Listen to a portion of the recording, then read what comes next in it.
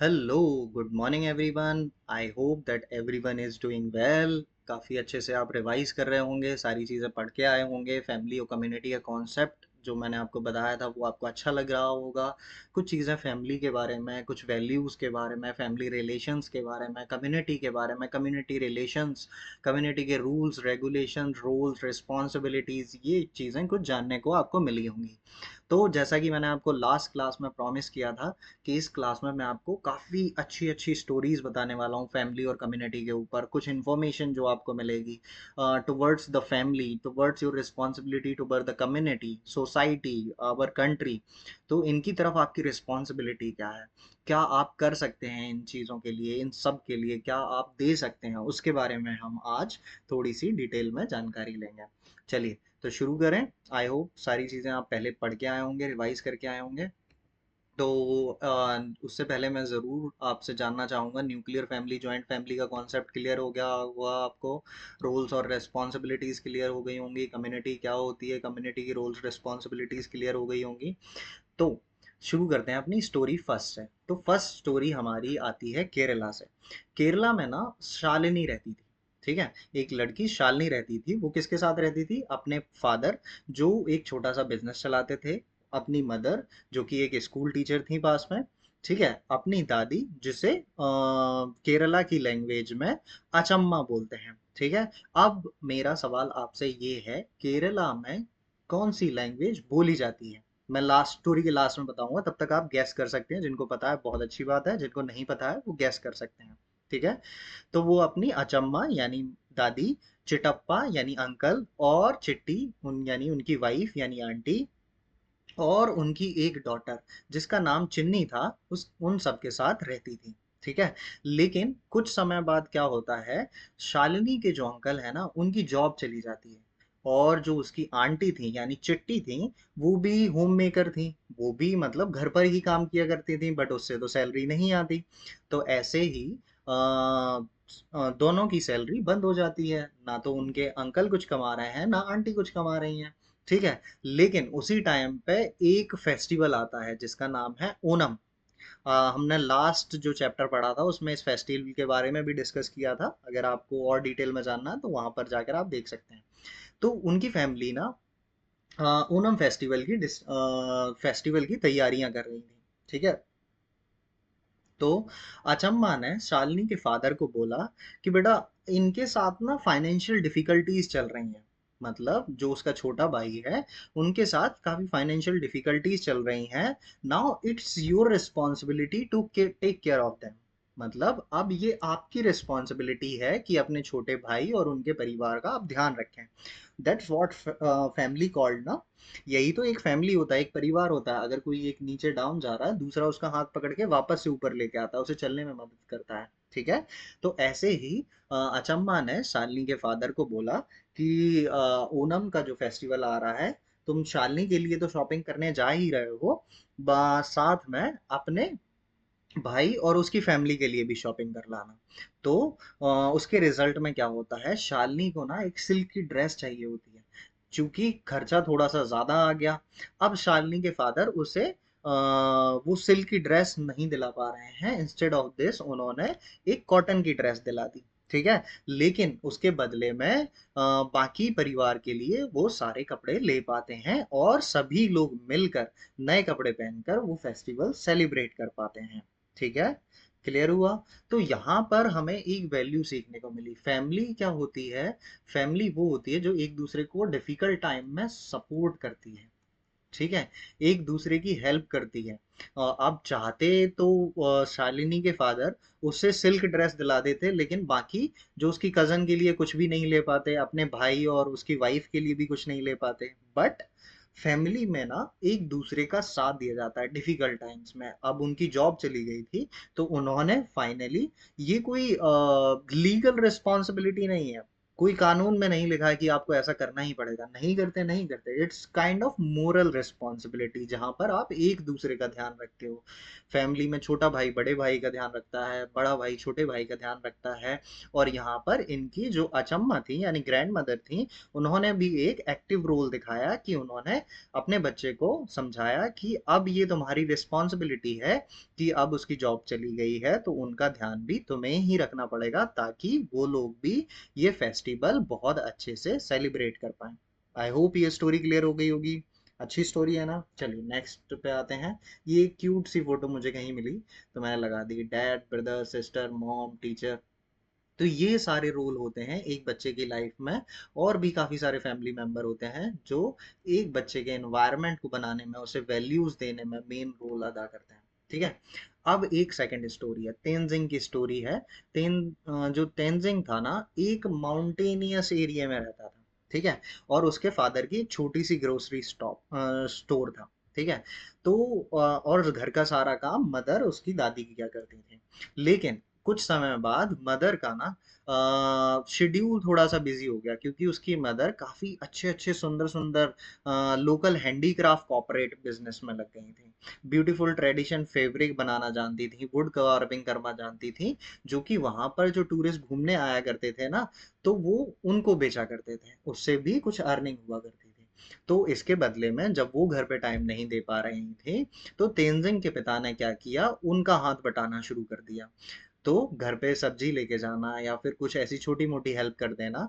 लेकिन जब उसकी माँ बहुत ज्यादा बिजी हो गई, तो सारी रिस्पॉन्सिबिलिटी उसकी पिता ने और उसकी ग्रैंड मदर ने ले ली, ताकि जो तेंजिंग की मदर है वो सारा काम अच्छे से बिना किसी डिस्टरबेंस के कर पाए। ठीक है। समझ में आया अभी तक? तो सारी रिस्पॉन्सिबिलिटी किसने ले ली थी? तेंजिंग और उसके दा तेंजिंग तेंजिंग के फादर और उसकी दादी ने ले ली थी। क्लियर है? तो और फिर उसके बाद ये एक दूसरे को ऐसे सपोर्ट करते रहे। और धीरे धीरे धीरे धीरे ग्रैंड मदर क्या करती, तेनजिंग का बैग पैक करना, उसे स्कूल बस तक छोड़ के आना, सोशल वर्क में काम करना, ये सारी चीजों में उसकी ग्रैंड मदर इन्वॉल्व थी। जैसे एक सब बार क्या हुआ था कि जो सोसाइटी की थी वहां पर लाइट चली गई थी। तो उन्हें कंप्लेन रजिस्टर्ड करवाई नियर बाय ऑफिस में। एक बार कुछ आंधी तूफान आया था तो पड़ोसी का घर डैमेज हो गया था, थोड़ा सा कोलैप्स कर गया था। तो फिर उन्होंने उसे रिपेयर करवाने के लिए सोसाइटी से पैसे इकट्ठे किए और उनकी हेल्प भी की। तो ऐसे उसकी ग्रैंड मदर सोशली एक्टिव भी थी। तो we are lucky that my parents can take care of our basic necessities like food and clothing. तो लकी हम सब लकी हैं कि हमारे पेरेंट्स हमारी बेसिक नेसेसिटीज जैसे फूड क्लोथिंग ऐसी सारी चीज़ों का ध्यान रखते हैं, और कोई स्पेशल एक्सपेंस आता है तो उसका भी ध्यान रखते हैं। और अगर कोई ऐसा डिसीजन लेना होता है जिसमें स्पेशल एक्सपेंस इन्वॉल्व हो या कोई रिस्क इन्वॉल्व हो, तो सारे लोग बैठकर डिस्कस करते हैं और उस पर डिसीजन लेते हैं। Mother says that we should always try to save money for unexpected need that may arise in the future। और उसकी माता जी कहती हैं कि हमें हमेशा पैसे सेव करने चाहिए। कब के लिए? अब मान लीजिए फ्यूचर में कोई अनएक्सपेक्टेड नीड होती है या फिर अनएक्सपेक्टेड ऐसी कोई घटना हो जाती है जिसके लिए बहुत सारे पैसों की जरूरत है, तो उस समय के लिए हमें पैसे भी सेव कर कर रखना चाहिए। ये थी सेकंड स्टोरी।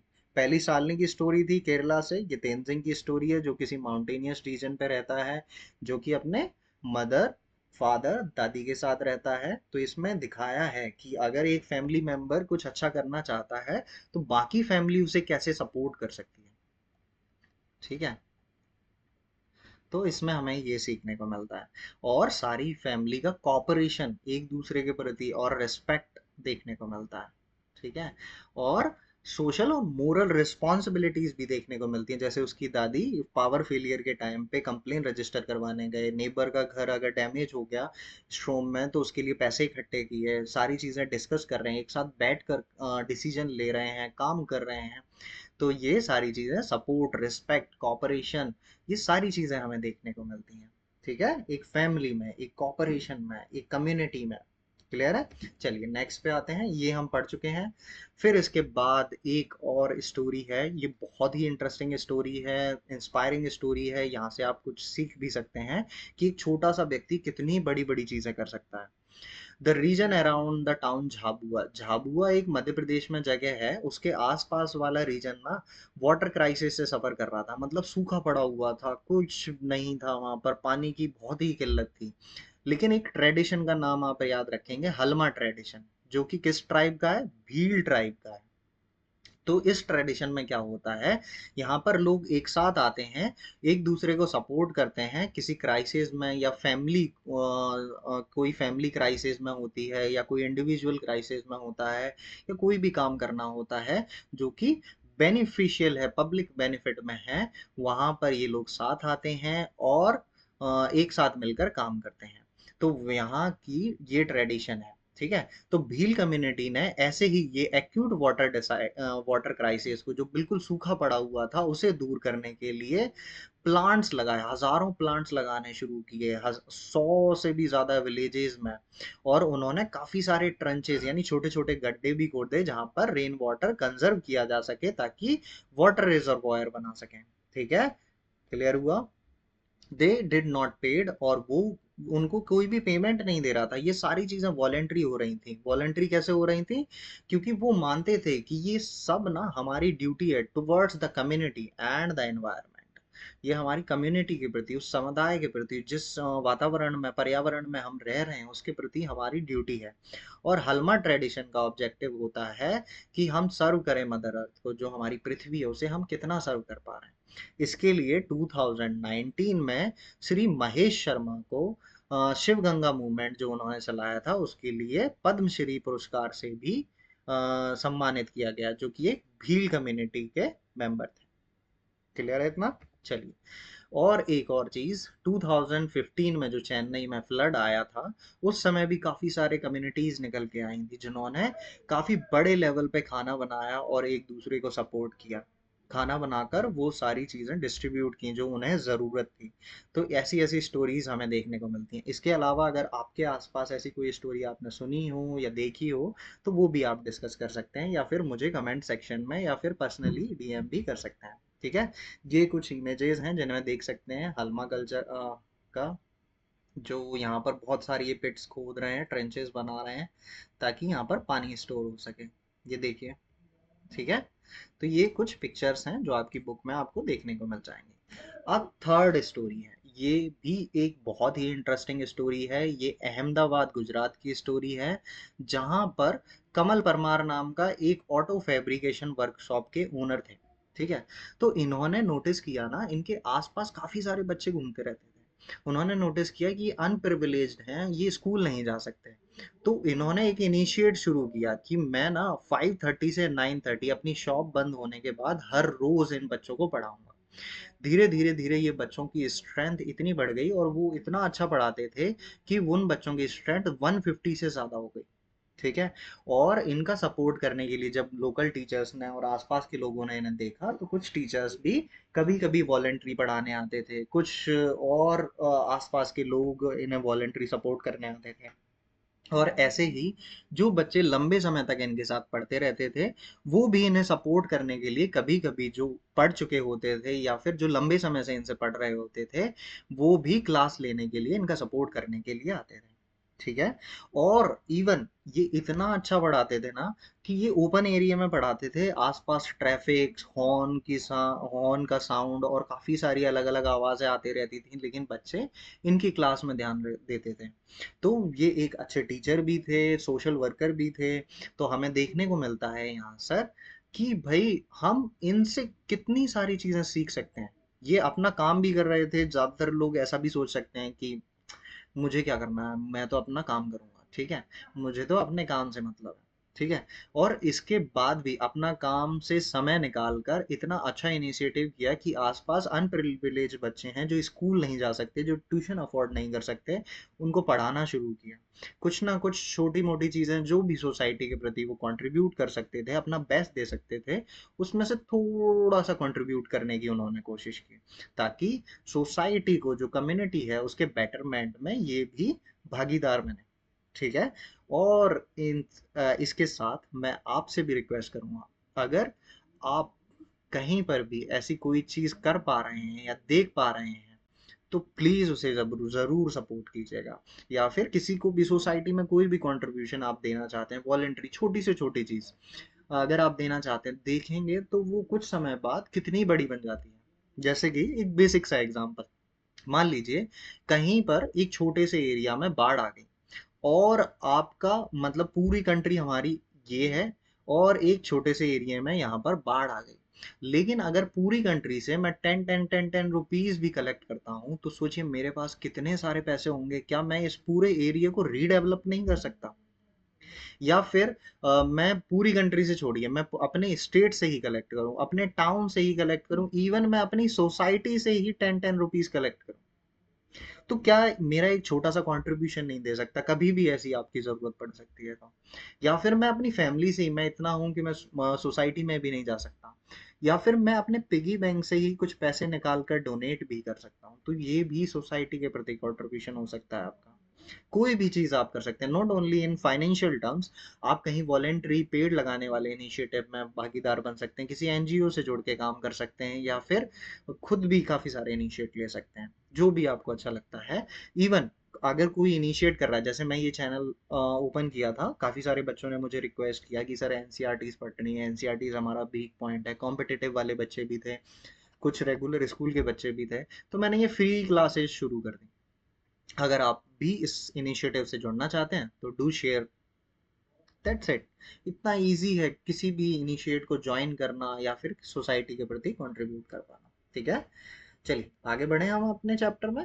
तो ये उस क्लास की फोटो हमें कुछ देखने को मिल जाती है। अब आते हैं एक न्यू स्टोरी पर। न्यू टाइप ऑफ कम्युनिटीज, अब कुछ नई आप देखते होंगे अपने कम्युनिटीज में, अपने सोसाइटी में, हर जगह रेसिडेंशियल वेलफेयर एसोसिएशन आपको देखने को मिल जाता है। इसके काफी सारे एग्जांपल्स, काफी सारे अलग अलग तरीके से ये वर्क करते हुए हमें दिखती है। ठीक है, तो ऐसे ही एक रेसिडेंशियल वेलफेयर एसोसिएशन का हम एग्जांपल ले रहे हैं, जो कि अपने खुद रूल्स रेगुलेशंस बनाता है। किसके बारे में? वेस्ट मैनेजमेंट के बारे में, साफ सफाई के बारे में, कॉमन एरिया के बारे में, पेट्स को लाने ले जाने के बारे में, इन सभी चीज़ों के बारे में। और यहाँ के सभी लोग जब ये रूल्स बन रहे होते हैं, रेगुलेशन बन रहे होते हैं, इनमें पार्टिसिपेट करते हैं। और अल्टीमेटली ये सभी लोग एक दूसरे पे इंटरडिपेंडेंट हैं। अब same residential welfare association for instance will depend on the trading community for supplies and municipal workers to handle waste. In our complex societies, everyone depends on a number of other people and communities. अब ये सारे initiative तो ले रहे हैं, लेकिन कहीं ना कहीं ये ट्रेडिंग कम्युनिटी और म्युनिसिपल वर्कर्स पे भी तो डिपेंडेंट है, क्योंकि ये अपनी सोसाइटी का जो वेस्ट है वो एक जगह इकट्ठा कर सकते हैं। इनकी रिस्पॉन्सिबिलिटी इतनी हो सकती है, लेकिन उसे सही जगह जाकर डंप करना और डिकम्पोज करना, ये म्युनिसिपल कॉरपोरेशन या म्युनिसिपल वर्कर्स का काम है। ठीक है, तो कहीं ना कहीं छोटे से छोटा कंट्रीब्यूशन सभी लोग देने की और आगे अग्रसर हैं। ठीक है, समझ में आई एक और स्टोरी? चलो, ये चारों स्टोरी थी, एक बार रिवाइंड कर लेते हैं। सबसे पहले हमने पढ़ी थी किसकी स्टोरी? शालिनी की स्टोरी, जहां पर हमने फैमिली वैल्यूज के बारे में समझा। ओह सॉरी सॉरी, मैं आपको ना लैंग्वेज के बारे में बताना भूल गया। यहाँ पर मलयालम लैंग्वेज बोली जाती है केरला में। ठीक है, तो ये चिटप्पा मलयाली वर्ड्स हैं, चिटप्पा, अचम्मा, चिट्टी, चिन्नी, चिन्नी। ठीक है, तो ये सारे मलयालम वर्ड, मलयाली वर्ड्स हैं। ठीक है, शालिनी की स्टोरी पढ़ी जहाँ पे हमने फैमिली वैल्यूज के बारे में जाना। सेकंड वैल्यू हमने तेंजिंग की पढ़ी, जहाँ पर हमने जाना कि उसकी माँ अगर वर्क करना चाहती थी तो उन्हें करने दिया, उनके फादर और दादी ने सपोर्ट किया। फिर उसके बाद हमने झाबुआ विलेज के बारे में जहाँ जाना, जहाँ पर वाटर क्राइसिस आया हुआ था। फिर उसके बाद हमने चेन्नई की फ्लड की स्टोरी पढ़ी, जहाँ 2015 में फ्लड आया था। हलमा ट्रेडिशन के बारे में हमने थोड़ी सी जानकारी ली, कुछ पिक्चर्स देखी उससे रिलेटेड। फिर कमल परमार के बारे में जो स्टोरी थी उसके बारे में जाना। फिर हम आए कम्युनिटी जो रेसिडेंशियल वेलफेयर एसोसिएशन है उनकी स्टोरी के बारे में जाना। फिर उसके बाद हम जानते हैं ना कम्युनिटी का कॉन्सेप्ट। कम्युनिटी का कॉन्सेप्ट ना बहुत ही फ्लेक्सिबल है।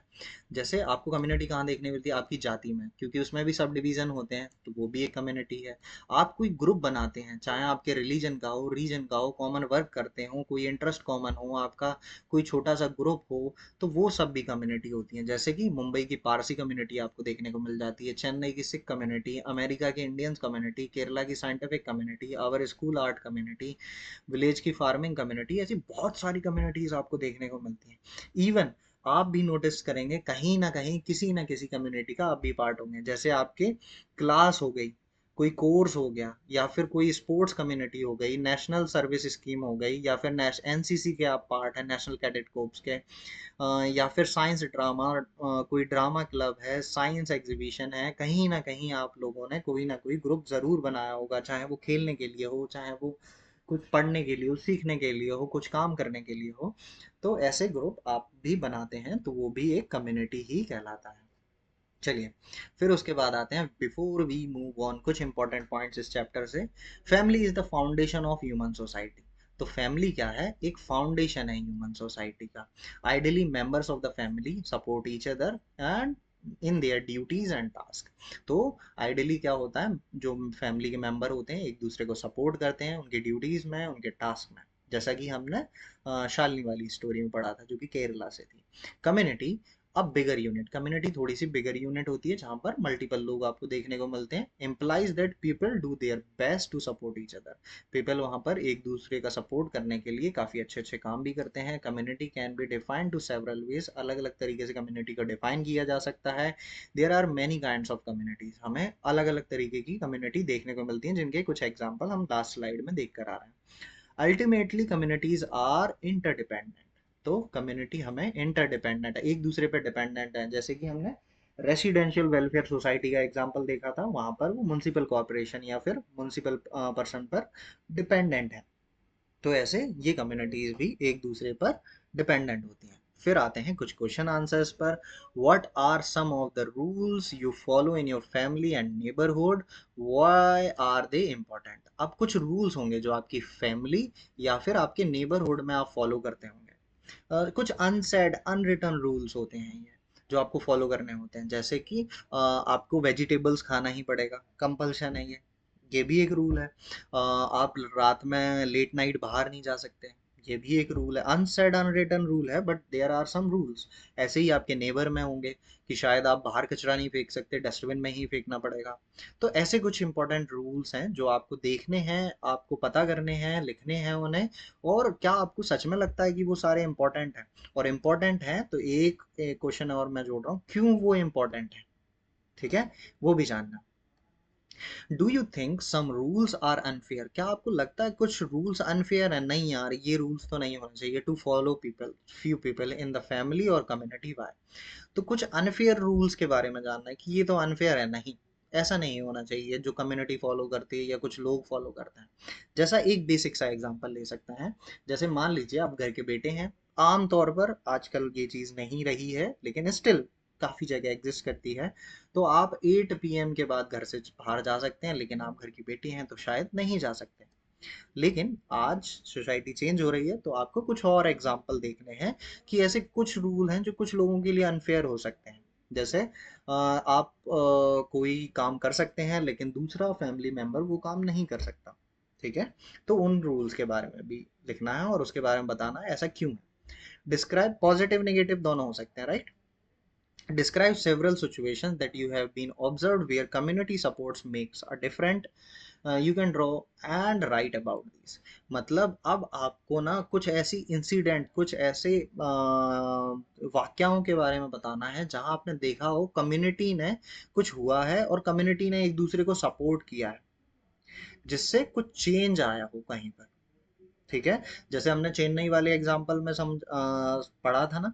और हलमा ट्रेडिशन भील कम्युनिटी का जो था, तो वो उन्होंने कम्युनिटी जो सोसाइटी को सपोर्ट किया और वहां पर कुछ चेंज लाने की कोशिश की।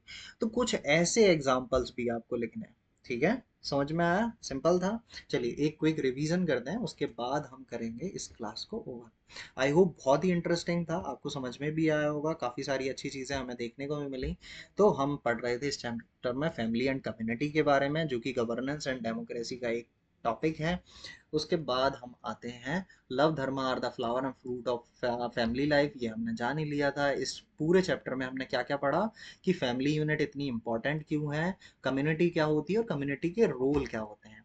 तो हमने न्यूक्लियर फैमिली जो कि एक कम मेंबर होते हैं जिसमें, जॉइंट फैमिली जिसमें पूरा परिवार साथ होता है, उसके बारे में भी जाना, इनमें डिफरेंस पढ़ा था। फिर उसके बाद उनके रोल्स और रिस्पॉन्सिबिलिटीज़ के बारे में जाना, कॉपरेशन के बारे में जाना, उनका अहिंसा, दान, सेवा, त्याग क्यों इम्पोर्टेंट है, इनके बारे में जाना। फिर हमने कुछ स्टोरीज भी पढ़ी, फिर उसकी केरला में कौन सी लैंग्वेज बोली जाती है उसके बारे में भी मैंने आपसे पूछा था। फिर हमने शालिनी की स्टोरी पढ़ी जहाँ पर उसकी वो अपनी जॉइंट फैमिली के साथ रहती थी। फिर हमने तेनजिंग की फैमिली के बारे में जाना जहाँ पर उसकी मदर को सपोर्ट किया जा रहा था ताकि वो भी इंडिपेंडेंट हो पाए, काम कर पाए। कम्युनिटी के बारे में जाना, कुछ रूल्स रेगुलेशंस, कम्युनिटी क्या वर्क करती है उसके बारे में भी जाना। कुछ इंटरेस्टिंग स्टोरी जानी जिसमें वाटर क्राइसिस को टैकल किया था झाबुआ मध्य प्रदेश में, जहाँ पर बहुत ज़्यादा सूखा पड़ा हुआ था। तो हल्मा ट्रेडिशन के थ्रू भील कम्युनिटी ने इसको सपोर्ट किया था कि कैसे यहाँ पर इसको इससे निजात पाया जा सके। फिर उसके बाद हमने चेन्नई फ्लड की स्टोरी जानी, फिर कुछ स्टोरीज आपको भी देख के आने हैं उसके बारे में बताया मैंने। हल्मा ट्रेडिशन की कुछ पिक्चर्स आपके साथ शेयर की जहाँ पर सभी लोग मिलकर काम कर रहे हैं, और ये सारा काम ना वॉलेंट्री है, कोई भी किसी पर ज़बरदस्ती या फिर विदाउट पे वर्क कर रहे हैं, कोई भी किसी को कोई सैलरी नहीं मिलने वाली है। फिर हमने गुजरात अहमदाबाद की स्टोरी पढ़ी जहाँ पर कमाल नाम का एक व्यक्ति था, कमाल वर्मा, जो कि ऑटो फैब्रिक की वर्कशॉप चलाता था, लेकिन स्टिल वो सोसाइटी में कंट्रीब्यूट करना चाहता था। जो अनप्रिविलेज बच्चे थे उनको पढ़ाना शुरू किया और कुछ ना कुछ उसने चेंज लाने की कोशिश की। फिर उसके बाद हमने स्टोरी 4 में रेसिडेंशियल वेलफेयर एसोसिएशन के बारे में जाना जहाँ पर स्पेशली हमें पता चला कि कम्युनिटीज कैसे एक दूसरे के ऊपर क्या है, इंटरडिपेंडेंट हैं। और फिर हमने कुछ एक्स्ट्रा कम्युनिटीज़ के एग्जाम्पल भी पढ़े कि कैसे कैसे कम्युनिटीज़ हो सकती हैं, और मैं आपको भी बता सकता हूँ कि आप भी कभी ना कभी किसी ना किसी कम्युनिटी का पार्ट रहे होंगे या हैं। क्लियर है? फिर कुछ इंपॉर्टेंट पॉइंट्स के बारे में जाना, फिर लास्ट में हमने डिस्कस किए कुछ क्वेश्चन आंसर। बहुत ही इंटरेस्टिंग चैप्टर था, कुछ ज़्यादा बर्डन लेने की ज़रूरत नहीं थी, बहुत ही आसानी से ख़त्म हो गया। आई होप आपको पसंद आया होगा। अगर आपको सारी चीज़ें पसंद आती हैं, कुछ और चीज़ें आप शुरू करवाना चाहते हैं, तो मुझे आप कमेंट सेक्शन में बता सकते हैं, राइट? क्या कर सकते हैं आप? कमेंट कर सकते हैं, ठीक है? तो वहाँ पर आप बता सकते हैं, कुछ आपको कमी लगती है तो आप फीडबैक भी दे सकते हैं। क्या दे सकते हैं? फीडबैक।